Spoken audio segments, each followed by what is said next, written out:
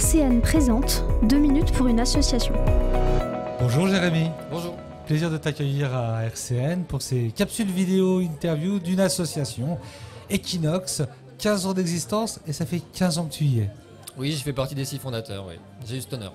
Pourquoi quelle a été l'intuition au départ sur quelle mobilisation? J'étais adhérent de l'association qui l'a précédée, homonyme, qui était l'ancien centre LGBT Nancy et qui avait disparu suite à des difficultés financières.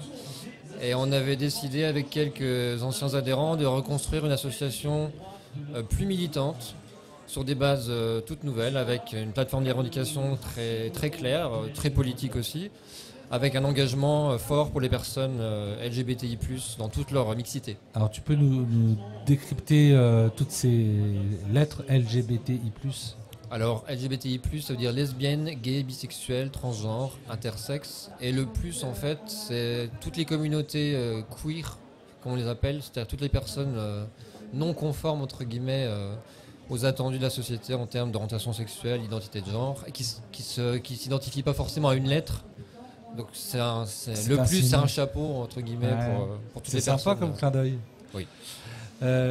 Jérémy, aujourd'hui, si tu regardes avec le rétroviseur de ces 15 ans d'expérience, quelle tendance dans la mission de Equinox?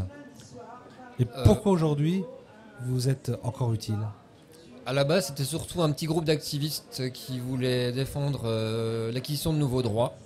À l'époque, il n'y avait rien, il n'y avait même pas de mariage encore à l'époque, il n'y avait pas la PMA, donc on était vraiment sur le désert. Aujourd'hui, on est vraiment plus... Il y a toujours des droits à conquérir, mais on est vraiment dans l'accompagnement individuel de personnes qui sont très vulnérables, deux publics en particulier, les migrants, LGBTI+, qui sont persécutés dans leur pays d'origine et qui ont fui leur pays et qui cherchent l'asile aujourd'hui en France, et également les personnes transgenres et non-binaires, principalement les jeunes qui sont chassés souvent à leur domicile. Equinox à Nancy, c'est une adresse? C'est au 5 Place Carnot, à Nancy. Et puis j'en profite pour faire un petit peu de pub pour une expo que nous avons réalisée avec le conseil départemental en partenaire. C'était l'exposition CHEM, justement, qui luttait contre les discriminations liées au genre. Ouais. Une expo avec des superbes témoignages. N'hésitez pas à la demander, elle est disponible à Equinox, mais on peut la voir dans tous les établissements, y compris publics qui le demandent. Merci Jérémy, salut. De rien, merci. C'était 2 minutes pour une association sur RCN.